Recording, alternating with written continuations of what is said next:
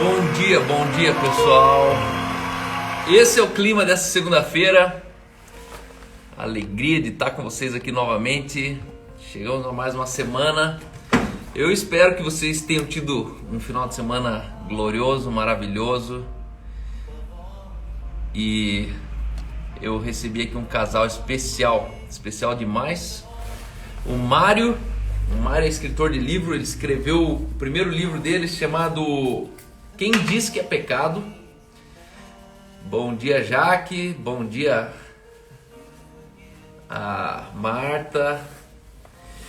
E eu recebi o casal aqui sábado, domingo, e agora há pouco despedi eles. Deve estar no carro, talvez conectado com a gente aqui. E foi mais um final de semana daqueles poderosos, onde sabe, parece eu me sinto assim nas cartas de Paulo, sabe, quando Coríntios, Gálatas, Efésios, quando existia uma movimentação entre as igrejas, mas essa igreja não era entre denominações, era uma movimentação entre cidades. E eu creio nessas igrejas das cidades. Eu não creio em igrejas de uma placa, eu creio numa igreja de uma cidade. E eu fico muito maravilhado quando pessoas se deslocam de cidades para cidades, entendendo igreja, buscando entender o que Jesus quer fazer. E eles vieram de Indaiatuba, rodaram 6 horas de carro, passaram o final de semana, entraram no carro e foram embora agora de manhã. E eu estou muito feliz porque é mais uma família sacerdotal, apostólica, que tem se importado realmente em fazer algo significativo para a geração deles. E eu fico constrangido porque são pessoas que já passaram por muitas coisas na vida, tem filhos de 16 anos, e eu me sinto às vezes inclusive incompetente de falar algumas coisas e de aconselhar em algumas coisas. Mas tá aí mais um casal que prestigiou a gente aqui, e eu fico muito emocionado com isso. A Laís visitou o Vitor Marzu nesse final de semana. Que legal, Laís, obrigado, viu? Muito obrigado. Para quem não sabe, eu tenho uma mini fazenda de animais, que é numa região turística aqui próximo de Curitiba, e a gente ali tem uma proposta de proporcionar uma experiência entre pais e filhos em contato com a natureza. Então, se você está por Curitiba, por Wittmarsum, é uma região germânica, é uma colônia alemã próximo de Curitiba aqui, um pedacinho da Alemanha aqui perto de Curitiba. E antes de eu receber o meu visitante, meu convidado especial hoje, que é um cara ímpar, um cara que eu conheci na Austrália, um cara que foi cofundador da Hillsong em São Paulo, participou de todo o processo de plantação de uma igreja multinacional, uma igreja transoceânica. E para quem conhece a Hillsong, sabe que a Hillsong ela tem um papel importante na história da igreja no mundo. E hoje o Pedro Penido é um dos caras que serve muito a Hillsong em São Paulo, vai estar com a gente aqui. Ele também trabalha direto com desenvolvimento humano, ele trabalha direto com mobilização de pessoas, coach, empreendedorismo, e para mim é uma alegria poder receber ele. A senha de hoje é Gálatas 5:5, ou melhor, Gálatas 5:6, Gálatas 56, tá? Então durante o dia, esse é o teu santo horóscopo de hoje, Gálatas 56, 5:6, capítulo 5, versículo 6. O texto ele diz assim: porque em Cristo Jesus nem circuncisão nem incircuncisão tem efeito algum, mas sim a fé que atua pelo amor. Em Cristo, nem circuncisão, nem incircuncisão tem valor algum. Parafraseando nas minhas palavras, é o seguinte: em Cristo Jesus, nem teologia calvinista, nem teologia arminiana é bosta nenhuma. É mais ou menos isso que Paulo está falando. Paulo está de saco cheio aqui com o espírito teológico de discussões vãs que estavam sendo discutidos como processos como protocolos, costumes, datas, comemorações, leis, isso e aquilo, mas você falou que é isso, mas fulano falou que é aquilo. E Paulo chega uma hora que ele está de saco cheio, ele fala assim: em Cristo nem religião mais criteriosa, nem a indiferença quanto à obrigação religiosa significa alguma coisa. Olha esse texto: em Cristo nem religião mais criteriosa. Sabe aquele cara chato, ortodoxo, enchedor de saco, reformado, xarope? Então, ele está se referindo a esse cara aqui, ó. Em Cristo nem a religião mais criteriosa, nem a indiferença quanto a obrigações religiosas significam coisa alguma. Ele pega o cara mais religioso e pega o cara mais safado e o cara que não está nem aí, enfia num saco preto, dá um nó e fala assim: isso aqui não tem valor algum. Mas o que importa é algo mais íntimo. É a fé expressa pelo amor. Se você quiser resumir uma teologia, se você quiser pegar e sintetizar a tua vida em cima de uma base teológica consistente, guarde essa frase: a fé expressa pelo amor. Em outro texto diz: a fé expressa e energizada, ativada pelo amor.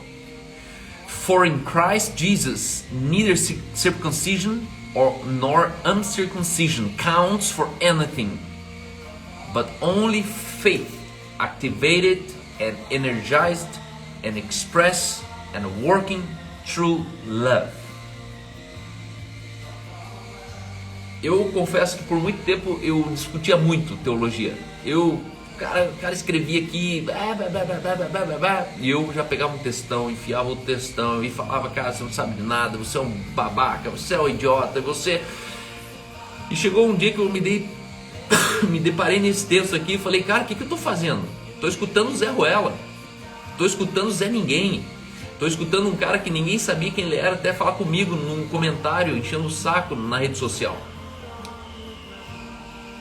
E aí eu entregava a glória de Deus para a serpente. Você sabia que a serpente, ou melhor, os críticos não têm glória? Um cara crítico provavelmente ele não tem glória, por isso que ele critica. Porque quem participa não critica, quem não participa critica. E o que acontece? Quando uma pessoa não participa dos processos, daquilo que você está empreendendo, fazendo, a primeira atitude dela é criticar. Por quê? Porque ela não participa. Quem não participa, critica.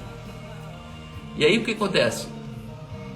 Quando Eva chegou diante da árvore do conhecimento do bem e do mal, a serpente falou: Eva, Eva. E Eva, ela falou: hã? E quando ela falou hã, ela deu ouvidos a quem não merecia emprestar os seus ouvidos. Satanás não tinha glória. E Satanás tentou usurpar a glória da serpente, da Eva. E quando Eva dá ouvidos à serpente, e a serpente fala assim: se você conhecer do bem e do mal, você vai ser como Deus. E naquele momento Eva escuta a serpente e ela entrega a glória que ela tinha para a serpente. Ninguém na vida conhecia a serpente até esse dia. A partir daquele dia, a serpente entrou na história.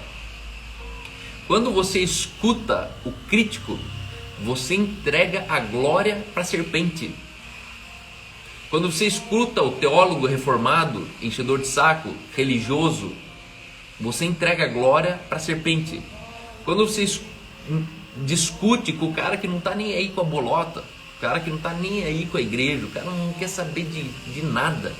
O texto está dizendo aqui, ó: em Cristo nem religião criteriosa, nem a indiferença quanto às obrigações religiosas significa alguma coisa. Em outro texto ele diz: tem valor algum. Em Cristo nem a mais alta piedade, nem a mais baixa indiferença quanto ao cristianismo tem valor algum. Mas a fé ativada, energizada pelo amor. Como assim, Cal? Isso significa que existe uma fé que não é ativada pelo amor. Existe uma fé que não é energizada com amor. E essa é a fé religiosa. Essa é a fé do cara ortodoxo. Essa é a fé do cara cujo ego é tão inflado que quando você fala uma coisa para ele, ele fala: não, deixa eu ver aqui, vamos ver se isso está na escritura, vamos ver se isso realmente é de Deus ou não é de Deus. E no final das contas a gente cai em umas discussões respondendo para algumas pessoas perguntas que só o fato de você responder já é errar a resposta. Entenda, existem perguntas que vão te fazer que você não deve resposta. Por quê? Porque é uma pergunta que não devia ter sido feita. E aí, a partir desse momento na minha vida, eu comecei a focar e falar: cara, quer saber? Se o mundo dependesse dos teólogos e filósofos, a gente estava frito. Por quê? Porque se existe uma categoria no mundo que sabe das coisas, é o filósofo. Só qual o problema do filósofo? Que ele sabe demais e faz de menos. Qual o problema do teólogo? Que ele sabe demais e faz de menos. Por isso eu e você, a gente não tem que nem ser filosófico, nem teológico. A gente precisa ter a fé que atua, a fé que opera, energizada pelo amor. Quando você tem uma fé que opera pelo amor, você começa a colher frutos. E quem tem frutos, contra frutos não há argumentos. E aí, o que defende a sua fé não é mais a sua palavra. O que defende a sua fé são as suas realizações. O que defende a sua fé, o que justifica a sua fé são os frutos que você gera através dessa fé. Então eu quero te incentivar hoje a você discutir mais e discutir menos e realizar mais. Você discutir muito menos e operar a fé energizada pelo amor muito mais. Principalmente quando o assunto é pai, mãe, primo, tio, irmão. Mano, se existe alguém que você não vai convencer pregando pelo discurso, é o pessoal da tua casa. Você não vai converter teu marido enchendo o saco dele, buzinando na orelha dele um monte de texto bíblico que ele não está nem aí com a paçoca. O que você vai convencer aqueles que são da sua casa sobre a sua fé são os frutos da fé energizada pelo amor. Então guarde, a senha de hoje é Gálatas 5:6, Gálatas 56. Em Cristo nem religião criteriosa, nem diferença quanto a obrigações significam alguma coisa, mas sim o que importa é algo mais íntimo, é a fé expressa pelo amor. Ei, se a tua vida não está baseado nesse padrão teológico que é a fé operado pelo amor, todo o resto é vão, todo o resto é ladainha. Então, não dê ouvidos para os chatos, não dê ouvidos para os reformados, os teólogos. Não passam de periquita, sabe periquita que vem com a pranchetinha da multa no carro? Eles passam a vida cristã deles, eles são as periquitas, o guardinha que fica dando multa para quem não colocou o star.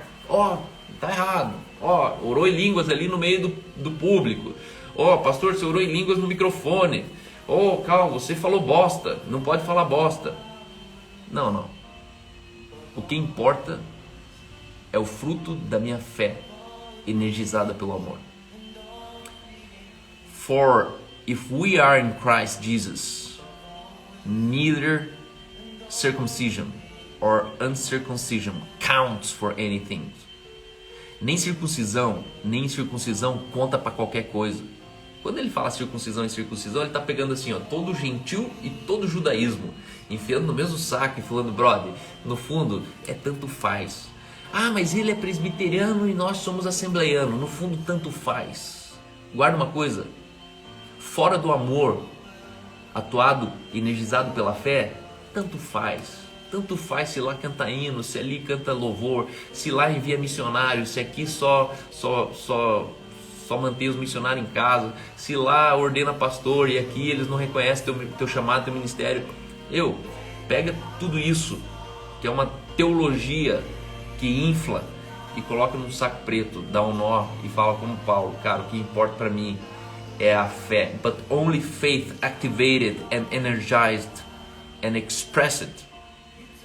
O que conta é só a fé ativada, energizada, expressa e trabalhada através do amor. Sua fé precisa ser prática. Sua fé precisa terminar em feitos. Sua fé precisa terminar em resultado. Se mudou uma cidade, contra uma teologia que mudou uma cidade, não tem argumento. Contra uma teologia que mudou os índices de desemprego de uma cidade, não tem argumento.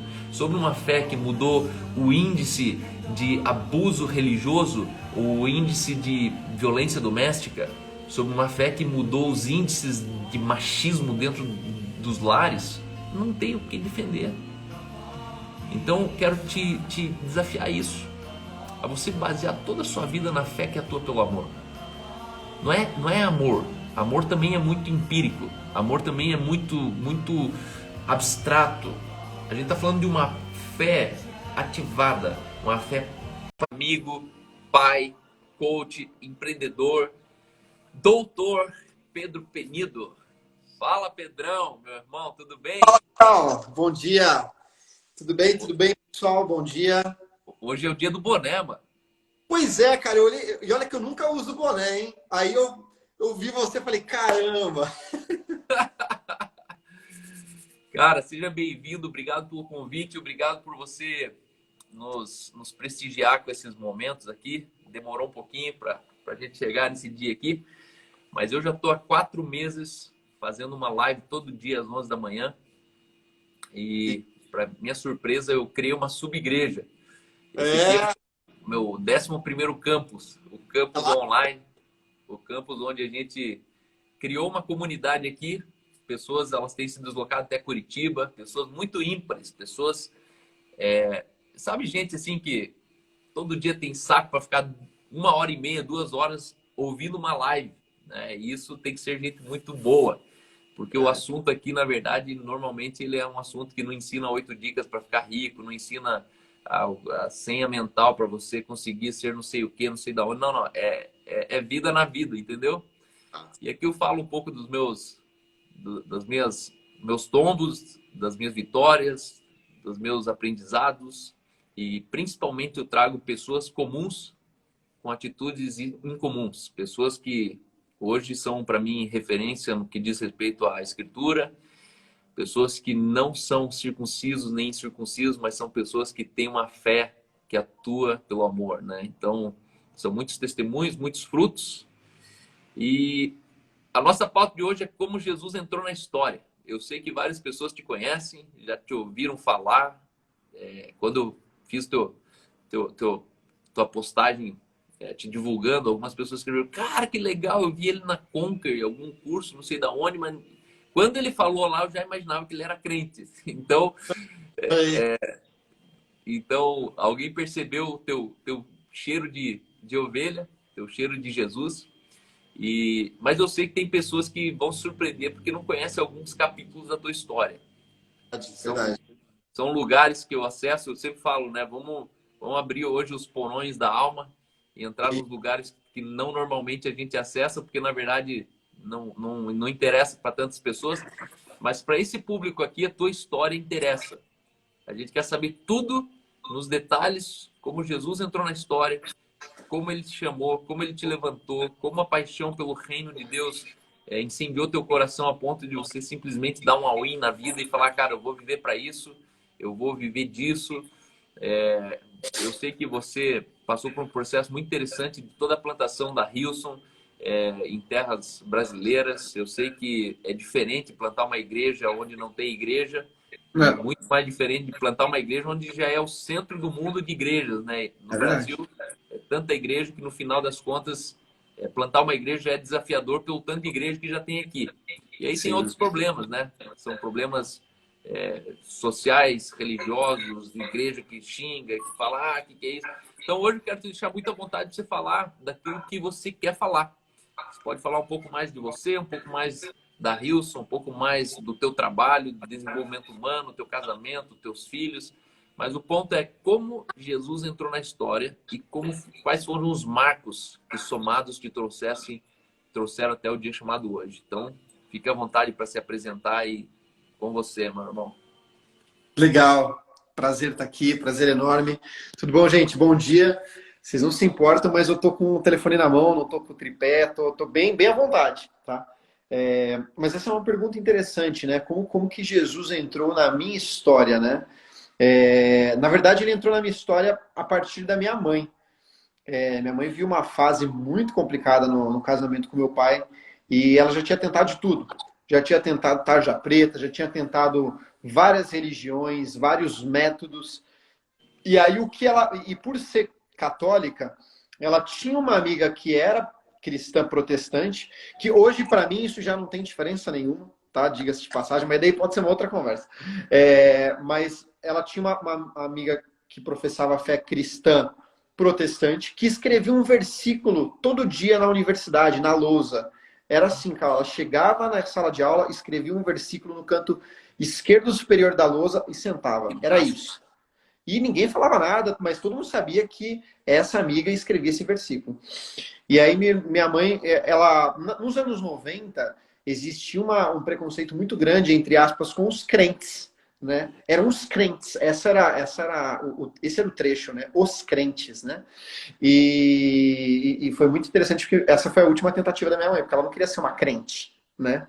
E foi bem naquela época em que um determinado pastor chutou uma imagem de uma santa, assim, complicadíssima, decisão muito infeliz a dele, e minha mãe naquele redemoinho, né? Até que ela foi um dia numa igreja. Foi numa igreja em Campinas, sou de Campinas, chamada Igreja do Nazareno, que é a maior igreja de Campinas, se eu não me engano. E lá ela encontrou algo que até então ela não tinha encontrado, que era uma paz. Ela não sabia dar um nome para essa paz. E ela foi pela primeira vez. Na segunda vez, ela pediu para eu ir com ela. Eu tinha 8 anos de idade. Eu falei, lógico, vou com você. E meu pai não quis ir. Meu pai não quis ir porque meu pai ele é mineiro do sul de Minas, bem da roça, assim, sabe? Foi criado na roça com mais 7 irmãos e católico roxo, né? E como que eu entraria numa igreja evangélica sendo católico desse jeito? Ele falou, não vou. Esses caras aí só querem meu dinheiro, né? Ainda mais nos anos 90, onde realmente o preconceito era muito alto. Bispo E Macedo aí, estava em alta. hã? Era uma ascendência do Bispo Macedo na televisão. Exatamente. Para quem assistiu já o seriado, o filme sobre ele, é bem interessante. E aí, e aí eu comecei com a minha mãe. Minha irmã tinha 4 anos na época e fomos eu, minha irmã e minha mãe. Era uma igreja pequenininha, Cal. Era uma sala, na verdade, a gente se encontrava, que não era o Nazareno grandona, era uma Nazareno do Jardim do Guarani, que fica do lado do estádio do Guarani, inclusive. E foi muito legal, foi muito interessante. E eu gostava de estar com a minha mãe lá. Por quê? Porque para mim eu era o homem da casa com a minha mãe, né? E também protegendo a minha irmã pequenininha. Eu fui à igreja até que um dia em março de 97, falei, pai, 98, falei, pai, você vai na igreja com a gente? Meu pai falou assim, vou. Falei, oba, quando? Esse domingo? Ele, não, no meu aniversário. Só que o aniversário dele, cara, era em novembro, cara. De março a novembro. E ele falou isso na expectativa de que eu esquecesse, né? Mas chegou uma semana antes, do dia 11 de novembro, falei, pai, 11 de novembro, você vai na igreja com a gente. 9 anos já tinha. E aí ele foi, e aí, cara, de novo, o meu pai foi transformado da água para o vinho. E, de novo, não foi o fato de ir à igreja, lógico. Igreja é a comunidade, é onde você encontra pessoas que estão na mesma jornada, mas ele sentiu algo diferente naquele lugar. Uau. E aí ele falou assim para minha mãe, eu vou continuar vindo, mas eu não vou dar dinheiro para esses caras. Minha mãe falou assim, e outra, não vou também parar de fumar e parar de beber. Minha mãe falou, beleza, sem problemas. E foi uma das maiores alegrias da minha vida, meu pai ter continuado ir à igreja, né? A questão do fumar para ele, dos vícios, né? Foi realmente uma consequência, né? E até que depois eu entendi que essa questão do fumar, do beber, né? É mais uma questão de saúde do que propriamente dito uma questão religiosa, né? Quando eu estudei na Austrália, agora fazendo parágrafo, um dia eu estava numa reunião de domingo, culto de domingo, e aí um dos pastores falou assim, cara, vamos jogar videogame na casa de um fulano? Isso 10 da noite. Falei, vamos. Fui jogar e tinham 3 pastores lá, né? E aí um pastor ele levou cerveja para os outros. Eu fiquei, cara, me deu um pan. Falei, como assim os caras bebem cerveja? E aí o pastor falou assim, por que não? Eu falei, e ele era alemão, inclusive. Eu falei, caramba. E aí foi mudando a questão sabe, da bebida, do vinho, né? Por quê? Porque eu fui criado numa igreja evangélica onde tem o certo e tem o errado, né? Onde as doutrinas eram muito engessadas. Tem muito do que você falou sobre a questão dos frutos, né? Então, de novo, eu não fumo, eu bebo muito pouco, mas é por uma questão de escolha de vida e porque eu entendo que algumas dessas questões podem te levar a um certo vício, né? Mas, bom, meu pai, ele parou com tudo isso até porque ele teve uma vida muito desregrada antes. Moral da história, eu tive um encontro com Jesus realmente aos 14 anos de idade. Depois de 5 anos de igreja, de vários acampamentos, mas eu cheguei à conclusão que Jesus tinha entrado na minha história quando eu tornei Jesus público na minha vida, né? E foi justamente na formatura da oitava série, quando me escolheram como Paraninf, acho que esse é o nome, que é o representante da classe que fala sobre a classe, que homenageia os professores e conta uma história. E nessa oitava série, nessa noite de dezembro de 2002, eu contei a história de um pai com 2 filhos no barco. E esse barco estava se afundando e esse pai só conseguiria salvar um filho. E aí ele teve que escolher. Ele teve que escolher, na verdade, quem ficaria vivo. Porque só daria, na verdade, para ter lugar para um filho. Ele também teria que sacrificar, né? O pai não ficaria e ele escolheu um outro filho, que era o mais velho. E o mais novo pôde viver. E eu falei que o mais novo somos nós, o mais velho era Jesus, né? E naquele dia, diante de 500 pessoas, eu tinha 14 anos, Cal, eu realmente confessei a minha fé, né? Sim, confessei minha fé na igreja, mas eu tornei Jesus público e ali para mim esse foi o meu marco, sabe? Então foi assim que Jesus entrou na minha história, cara. Assim, eu sempre quis ser relevante na sociedade, mas de uma forma que eu não falasse igrejês ou crentez, sabe? Porque eu acredito que a gente precisa ser Jesus fora da igreja. Esse é o grande desafio que a gente tem, né? Bom, vou deixar você perguntar, vou tomar um gole de água. Vale lembrar que nos anos 90, ser crente era um demérito, era um Boa. xingamento. Ser crente era ser burro. Mas de Exato. fato era verdade. Essa leitura social era a mais verdade possível. Por quê? Porque eu sou fruto dessa igreja que tentou me afundar nos anos 90. Eu sobrevivi a uma igreja idiotizada. Eu sobrevivi a uma religião que, de fato, quando as pessoas antigamente achavam que ser crente era ser é mais pobre, eles é burro, eles não pensam muito, eles tinham razão. Essa era a igreja mesmo. Era uma igreja onde quem sabia mais dominava sobre quem sabia nada. E eu me lembro que em 2001 eu fui no primeiro show da Hillsong aqui em São Paulo. Pegamos um ônibus aqui, enchemos, fomos até lá. E eu me lembro que aquele dia eu decidi viver para Jesus no ministério. Não foi um chamado de Deus no seminário, não. Foi o dia que eu cheguei lá e falei, cara, a igreja que eu sonho existe. A questão é que ela não existe no Brasil. O evangelho que eu creio, eu enxerguei uns caras muito loucos cantando em inglês, que eu não sabia uma palavra em inglês na época. Eu falei, não, existe vida depois da igreja, né? Existe vida depois da morte, mas eu descobri ali que, na verdade, existe vida depois da igreja também. Porque a igreja que eu cresci, eu falei, não, se depender dessa igreja aqui, eu tô fora. Não é para mim e não faz sentido para mim mesmo, né? E a Hillsong foi uma igreja que, na verdade, me trouxe o alento de dizer assim, não, tem mais. Vem que tem mais.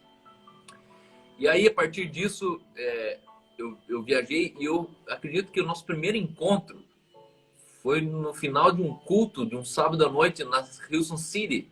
Exato. Onde você estava ali preparando algum negócio dentro de um pubzinho do lado, na esquina ali. E ali eu fui muito marcado pelo teu serviço.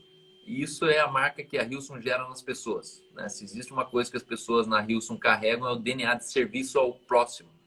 Eles servem a Deus no outro, eles não servem a Deus servindo Deus. Eles servem a Deus servindo alguém, né? Isso é muito forte. Como é que foi essa transição de você ir parar lá na Austrália, você vivendo aqui no Brasil, você já entrou nesse ponto ali? Eu tenho amigos meus que foram para Hillsong na Austrália e se desviaram, né? Não souberam lidar com essa diferença de liberdade, porque literalmente o cara ele é alienado aqui, quando ele chega lá é um burro sem cabresto. E aí Exatamente. o cara mete o louco e dá o grito da liberdade, que na verdade já estava sempre calado aqui dentro, debaixo dos pais, debaixo dos pastores. E aí a Hillsong termina sendo a igreja da libertinagem, a igreja do oba-oba, a igreja... Não, mas não é isso aí. É teu filho que foi criado preso e quando deu um pingo de liberdade, ele não soube o que fazer com aquilo e, né, acaba se intoxicando com a própria liberdade.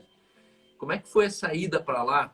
Como é que foi essa mudança, essa reforma mental e, e que te trouxe de volta para cá? Porque alguns amigos meus ficam por lá sempre. É uma delícia, né? Morar por lá e tal. Mas como é que foi esse retorno? Antes de ir para lá, em 2006 e 2007, cara, não sei se você sabe dessa página, mas eu fiz um outro seminário aqui no Brasil. Chama-se CTMDT.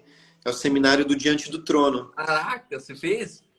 Então, a Ana Paula foi minha professora, a Helena Tanuri foi minha professora, o pessoal das antigas do Diante do Trono, né? Já E era eu, no tempo da Marina e do Daniel ou era antes? a Marina e o Daniel estavam na turma antes de mim, a gente conviveu durante um ano. Eu Legal. conheci, quando eu conheci a Marina e o Daniel, eles nem eram namorados, né? Sim. Tanto que pra gente, quando eles começaram a namorar, a gente falou, sério, né? Porque a gente convivia todo mundo junto. Aham, Então, a Marina, quando eu tava no meu primeiro ano, a Marina e o Daniel estavam no segundo ano. Né? Então, eu fiquei lá legal.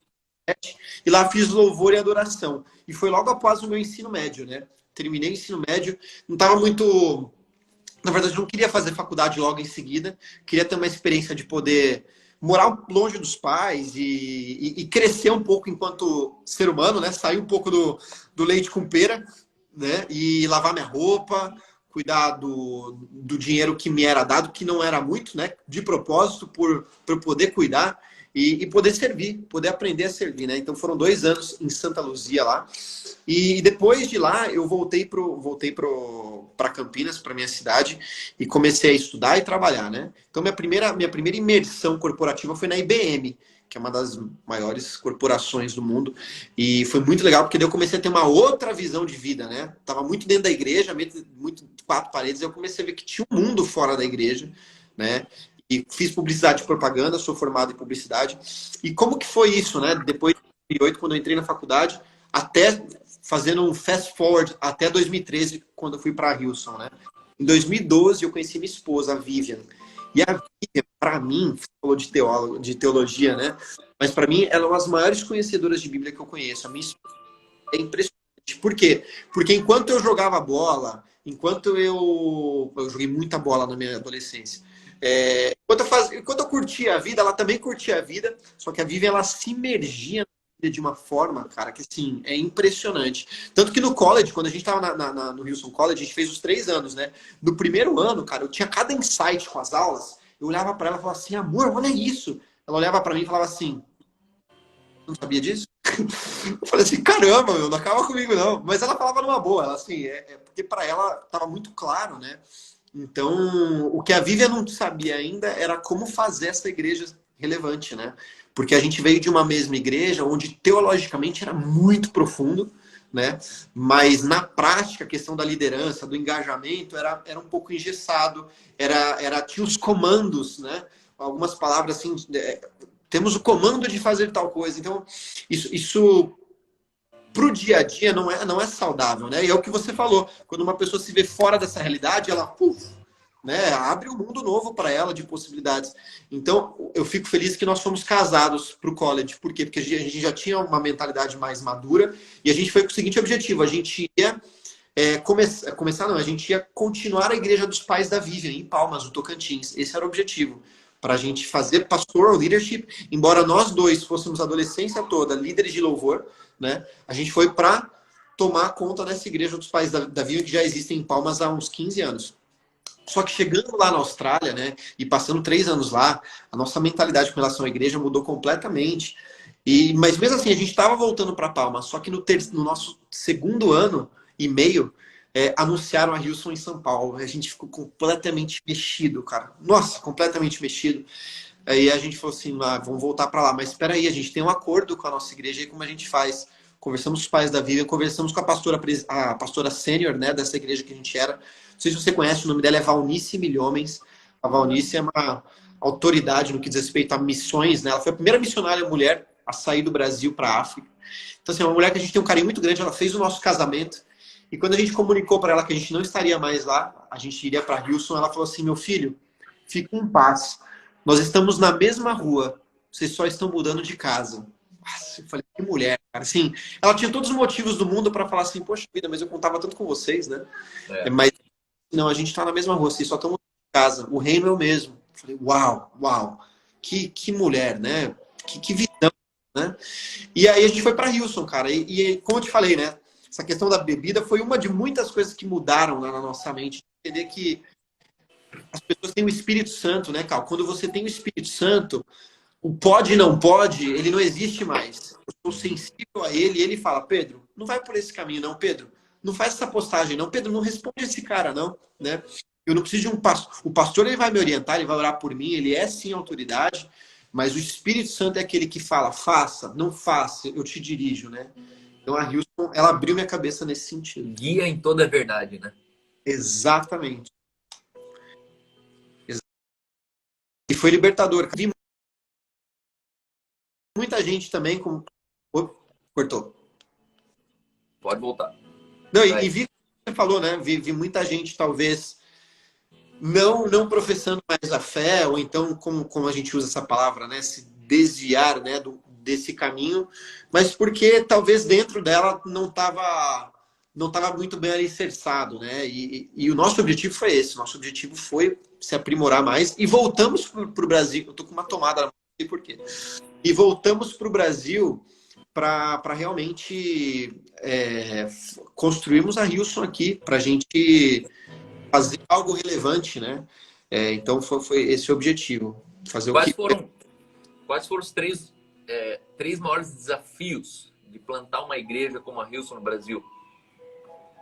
Olha, eu não posso falar pelo Chris, né, que é o nosso pastor líder, mas o que eu senti, o que eu percebi, o primeiro grande desafio é transformar uma multidão em uma congregação. Esse é o primeiro ponto.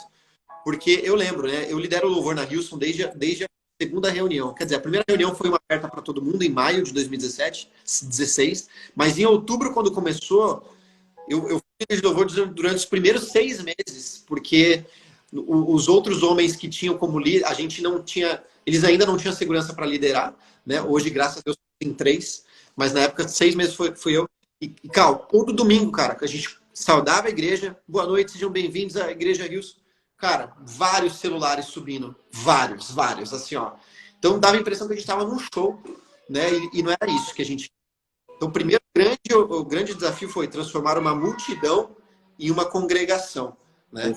Transformar o fã em família. Exatamente. Porque tinha muita gente de outras igrejas vindo, e era justamente essas pessoas que filmavam. O cara que vinha para Houston, que não era de nenhuma igreja, ele vinha ali para receber, para entender o que era Jesus, né? Que é justamente essas pessoas que a gente quer, né? Mas é como transformar essa mentalidade de que eu tô aqui para ser servido pela Houston, mas não, mas eu tô aqui para servir. Como que eu posso ajudar as pessoas? Como que eu posso transformar isso daqui, né? Multidão em família. Para mim, Isso esse aconteceu já ou está no processo ainda? Acredito que a gente está no processo, mas no processo já para concluindo, né? Isso daqui, de novo, é minha leitura, né? Sim. Mas hoje realmente a gente tem, ainda mais no ambiente online, né? Porque no ambiente online, quem era fã já não vem mais, né? Então, através dos grupos de conexão que a gente tem, através das ações do CityCare, né? Que é o CityCare é uma, como se diz, a gente não usa essa palavra, mas em outras palavras, é um ministério que nós ajudamos as pessoas que são carentes, né? Tanto pessoas dentro da igreja que são carentes, né? Que perderam o emprego, quanto pessoas... A gente tem ajudado pastores pela América Latina que não tem renda, né? Porque para Houston a gente consegue fazer reuniões online, mas e para o cara que dependia de 40 pessoas, né? E ele não pode abrir a igreja dele. Então a gente tem investido. É muito legal ser parte disso, né? De investir, usar todo o nosso dízimo, né, os nossos recursos com isso, né, com as pessoas que precisam, com as comunidades. Então, tem sido bem interessante. Mas esse foi o primeiro grande desafio, né? Tem sido, né? Acredito que um outro desafio é a questão do servir, né? Ver o servir como uma oportunidade de servir a Deus e as pessoas. E muita gente chegava na Houston, era assim, o que eu posso fazer para fazer parte do time da música? O que eu posso falar? Olha, eu já cantei com a Aline Barro, já cantei com não sei quem, já toquei com fulano. E a gente fala, não, mas espera aí, não é esse o coração, né? O coração é onde eu posso servir. E a partir daí, se você canta, você toca, uma hora vai chegar, fica tranquilo. Mas nesse momento a gente precisa ir em tal lugar. Eu mesmo, né? Eu com a Vivian, a gente veio para cá, para Houston. O único lugar que a gente não imaginava servir era onde? Louvor. Por quê? Porque a gente já tinha feito isso a vida toda, a gente já tinha liderado louvor, a gente foi fazer pastoral leadership, a gente não fez o worship na Houston, né, na Austrália. E aí, quando chegamos aqui, o Rafa, que é o pastor, nosso pastor de campo, ele falou assim, cara, preciso que você lidere louvor. Eu falei, sério? Não acredito. Eu falei, sério. A Viva, ela liderou louvor também por 1 ano, né? Mas aí, com gravidez, crianças pequenas, ela acabou não liderando mais. Mas é engraçado demais, né, cara? Pensar que eu não fiz nenhum ano, não peguei no microfone na Austrália e cheguei aqui, cara, a gente precisa de você aí, né? Então, isso foi muito louco, né? Segundo desafio. Então, o segundo desafio é esse, né? A questão do serviço. Mostrar Ah, para o serviço não se resume a lugares onde eu possa aparecer. E e eu dá para acredito. o serviço Hã? que dá pra tocar rodo também, não só guitarra. Tocar o Ah, rodo no banheiro. assim, ó, eu vou te falar ser bem sincero com você. Na Austrália, quando eu estava no meu terceiro ano, quando você faz o terceiro ano, você faz um internship, que é um estágio. Você acompanha o pastor, você acompanha a parte estratégica da Houston. Você já é tratado como staff, né? E lá eu fiz internship com 2 pessoas, a April Miller, que ela cuidava da área de jovens adultos de 25 a 35 anos. Tanto que eu te conheci por conta disso, né? Eu organizava after parties, né? Festas, ou então saídas depois da igreja com o pessoal da cidade. E lá te conheci o Léo Barbudo, conheci o Vina, né? O Vinícius Cacol. E acho que a esposa do Vina tava lá também, né? Se eu não me engano. E o Emerson Stemping. Sim, exatamente, exatamente. E aí, cara, meu trabalho era esse, era conectar. Inclusive, conheci num desses after parties algumas pessoas que você conhece, que é o a Luísa Jans e o Rômulo, né? O Rômulo, inclusive, os caras estavam perdidos, morando no albergue. E conhecendo eles, falei, gente, vai morar em casa. Os caras ficaram 6 meses morando com a gente, né? Então, esse era o nosso trabalho, conectar com as pessoas, né? E aí eu servi com ela e servi com o Rafael Galante, que é um dos pastores da Houston São Paulo hoje. E sabe o que eu fazia domingo à noite, depois das reuniões?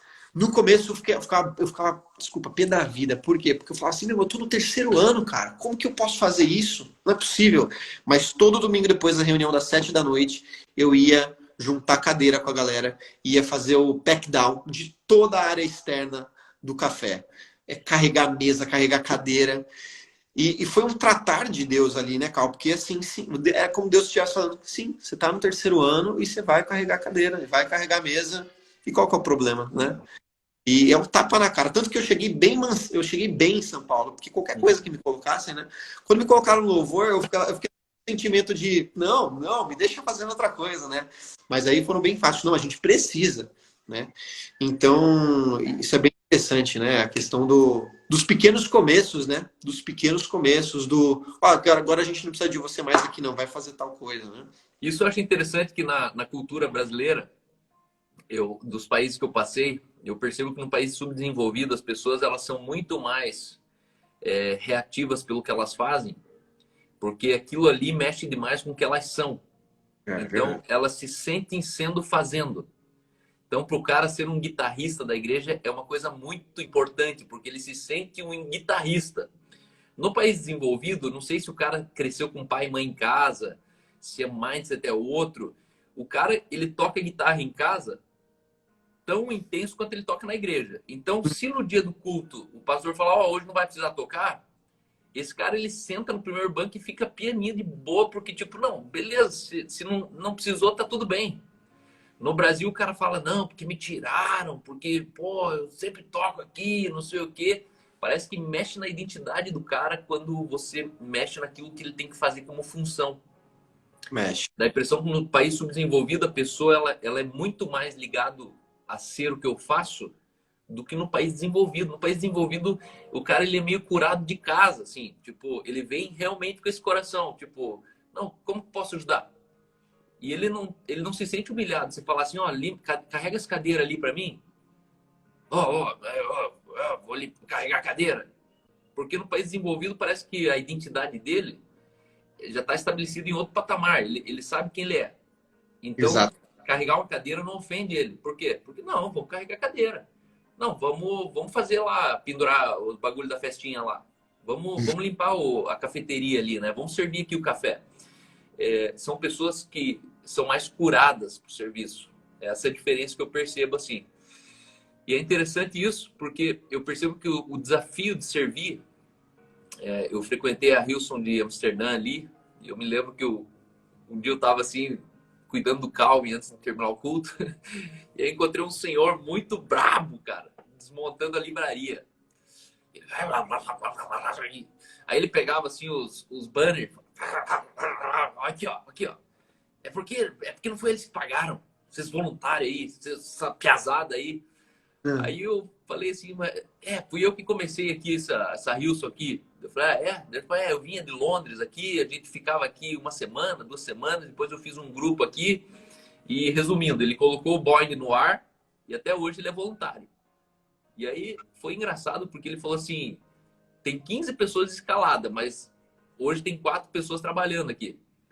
Eu falei, sério que vocês têm esse problema? Eu achei que era só lá na igreja. Ele falou, não. Aqui o pessoal gosta de estar com o nomezinho lá no grupo de voluntários, eu sou parte da Hilson. Só que na hora da operação, é difícil de trazer eles e falar, meu, monta o banner, vamos montar a escola infantil lá, que era de pano, assim, uns pano preto, que eles separam assim no meio do hall. E uma coisa que me chama a atenção é que a Hilson, ela não tem tempo ruim para trabalhar. Cara, é muito trampo, assim. O cara monta e desmonta aquilo. E eu lembro que voluntários chegavam às 7 da manhã e saíam 11 da noite. E eu falava, cara, como é que esses caras aguentam assim, né? E aí me pergunto pra você, como que eles conseguem traduzir uma visão tão clara?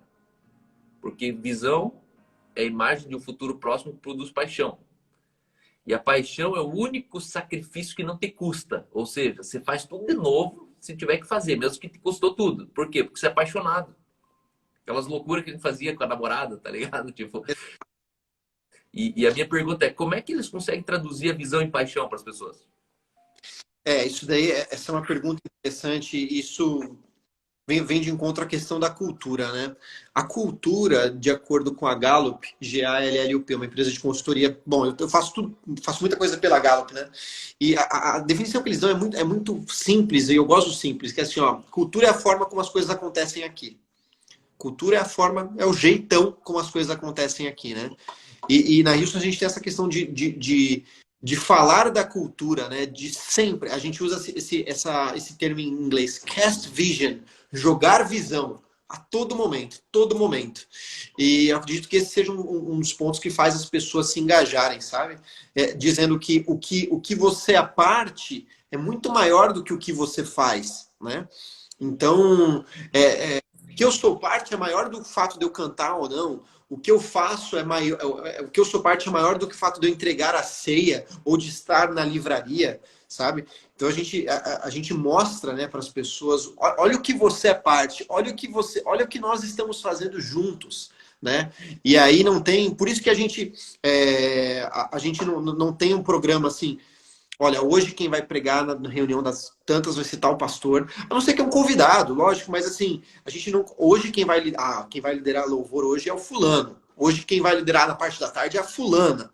Não tem isso, sabe? Por quê? Porque a gente empodera as pessoas, né? A gente quer que as pessoas realmente, ao mesmo tempo que a gente empodera, a gente coloca Jesus no centro, né? Mas eu vou te falar, Cal, não é fácil, viu? Porque o que esse senhor te falou, cara, acontece sim. Acontece. E por isso que esse cast vision tem que ser sempre. Sempre se lembrar que o símbolo da minha camisa vale mais do que o número nas minhas costas, do que o nome nas minhas costas, né? Uau. A gente tem que lembrar que esse... mas peraí, você não sabe quem que você está falando? Eu sou o Pedro Penido ali do... Não tem isso, né? Então eu me lembro muito bem, às vezes quando eu não estou escalado e eu vou conhecer as pessoas no foyer, né? Falou, tudo bem, seja bem-vindo. A pessoa fala assim, peraí, você... Aí aponta a plataforma. Não é você não. Sim, tudo bem? Eu falo, pô, que legal que você está aqui. Eu falei, ué, tô aqui falando bom dia para você. Então, assim, tirar até essa venda das pessoas que estão visitando ou que não são voluntários ainda, de que eu sou o Pedro, Sim, tô liderando domingo passado, mas aqui eu tô te falando oi, te perguntando como foi sua semana, sabe? Então, isso é muito libertador, cara. E quando eu vi isso na Austrália, me chamou muita atenção, porque tem essa questão do latino, né? O latino, e a gente tem que se... examina meu coração, né, Deus? Sonda meu coração, Salmo 139. A gente tem que fazer isso todo dia, Cal, porque parece que tá no nosso DNA essa questão do... Ó, mas você me conhece, você me viu lá no... E, pô, e não é pra ser assim, sabe? Então, é assim que a gente deixa claro para as pessoas que a gente vê o engajamento na nossa igreja. Deixando claro que o que a gente faz parte é muito maior do que o que a gente faz, sabe? Muito bom, muito bom. E o terceiro desafio? Cara, o Tá? terceiro desafio, eu acredito que seja a questão do cuidado intencional com as pessoas. Porque como é um número muito grande de voluntários, pensa só, a Hilson, hoje ela tem, se eu não me engano, acho que são 8 a 10 funcionários, staff, né? E o que é muito pouco, o que é muito pouco. Se eu não me engano, em pesquisas, uma igreja saudável é uma igreja que tem um voluntário para cada 7 a 10 membros, né? Então, se a gente pega a Houston que tinha a frequência de 5 mil pessoas por domingo, né? É como se a gente dividisse esse número vai, um a cada 7, imagina só quantos funcionários a gente precisava ter, né? Mas a gente tem uma base de voluntários sólidas, né? Sólida. Então, assim, como cuidar desses voluntários com intencionalidade, né? Ligar para o cara, e aí, você tá bem? E os pastores não vão dar conta de fazer isso, né? O pastor teria que ficar uma semana inteira só ligando para a galera, né? Então, como que os pastores podem empoderar as pessoas para cuidar desses voluntários? Não, Porque isso é importante. e ligar é fácil, né? O difícil é desligar o telefone, que eles não param de falar, mano. Exatamente. Meu pai e minha mãe, eles são da equipe de cuidado pastoral, né? Meu pai, eles são super chaves na igreja. Meus pais são super chaves na igreja. Eles já foram pastores na outra igreja, né? E meus pais, eles fazem 15 ligações por semana. Mas como você falou, né? Ligação de oi, tudo bem? Ah, legal. Não, ligação para orar, para saber como você É tá. embaçado. Toda a diferença. Ó, pode ser a placa, você pode estar jogando no Real Madrid, no Manchester United. Se você não tiver esse cuidado, vai chegar uma hora que você fala assim, quer saber, eu sou mais um aqui, né? Então, isso é algo que precisamos estar atento como igreja. Acho que isso daí não é só na Rio, acho que qualquer igreja, né? Esse cuidado, né? Mas, ó, recebi aqui da minha esposa, é um staff para cada 100 pessoas. Então, imagina, um para cada 100, 10 para 1.000. Então, assim, se fosse ver esse racional, Tem que ter de 50 funcionários. 50 50 funcionários. temos 10, né? Então, por isso que a gente precisa realmente construir essa base sólida de voluntários, se preocupando com eles, né? Se importando com eles, né? Então, acho que esse é um desafio contínuo. Eu tenho uma pergunta que eu gosto muito. A Hilson sempre foi a igreja que me influenciou. A igreja no cinema hoje ela é fruto desse horizonte que eu enxerguei na Hilson. Na época era muito difícil de ir até lá e trazer até aqui. E eu abreviei os caminhos e Deus fez grandes coisas aqui com a igreja no cinema. Só que eu sou uma mistura, eu sou um blend, uma vitamina do coração para a cidade da Hilson, da sede sobrenatural e teológica da Bethel e da criatividade da Elevation. Tudo batido no liquidificador. Que legal. Então, quem caminha próximo, assim, algumas coisas falam, isso aí é da Elevation, né? Isso aí é da Bethel, né? São igrejas que a gente se expõe muito à influência delas. Tive a alegria de participar 6 meses com o Phil Dooley lá em Cape Town, quando morei lá. Depois, em Londres, participamos algumas vezes que eu fui para a Europa lá. Conheci em Somerset West, uma igreja da Hilson, 400 pessoas. Ali foi onde mind blow, assim, tipo, ali eu olhei e falei, cara, não é a multidão que faz o culto. Eu vi os caras arrancando água de pedra, assim, dentro de um hotel, num hotel de golfe, no meio do nada, em Somerset West, na região vinícola da África do Sul.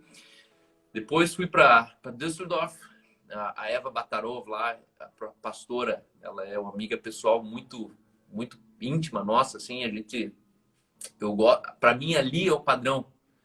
Se existe uma igreja no mundo, Hilson, padrão para mim, que é replicável para cidades, se chama Hilson Düsseldorf. E participei de networks, participei das conferences lá e sempre fui muito Hilson, porque na verdade é uma igreja hoje que eu entendo que conseguiu entrar numa frequência semântica de uma geração atual. né? Hoje a crise na igreja é semântica. Não é o que está sendo falado, mas como está sendo falado que ninguém entende. O pastor fala, no final todo mundo se olha e fala, mas o que ele quis dizer? Tipo, cara, você está falando em outra frequência, não faz, seja mais claro, tipo, manda mais a real, né? Dá menos volta. E a minha pergunta, depois que eu voltar da live, que vai cair em 1 minuto, é como que a Hilson consegue fazer para levantar líderes? Por exemplo, o Carl Lentz, você pega o Chris Mendes, Phil Dooley, são generais de Deus hoje no mundo que entraram num patamar que numa cabeça brasileira rapidamente eles abririam a própria igreja. E eles não precisariam, né, olhar um Carl Lentz ali, ele podia muito bem bater continência ali, se despedir, né, entrar para a congregação dele e falar, ó, obrigado, Brian Houston, agora, a partir de agora, eu vou fundar aqui em Nova York a, sei lá, Underground Lentz Church, entendeu? Só que parece que esses caras, eles entendem algumas coisas que eles não perdem a noção de onde eles saíram e nem para onde eles estão indo junto. E como que existe esse nível tão profundo de emancipação e lealdade ao mesmo tempo? Porque no Brasil a emancipação não acontece, por isso que o cara ele precisa ser desleal. Chega num ponto que é o pai querendo que o filho more no fundo do quintal. Não, pai, mas eu casei. Não, mas mora aqui. Não, mas eu casei. Não, mas você é daqui. E na verdade a gente está errando muito nisso, por quê? Porque depois da emancipação o filho tem que ser plantado. E plantar é uma matriz nova. E matriz nova é assim, tipo, agora deixei de ser pai, sou sogro agora. Né? Não me olhe mais como pai.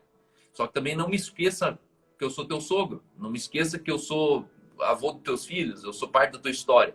Então vai cair agora, eu vou derrubar a live, aí você volta para contar como é que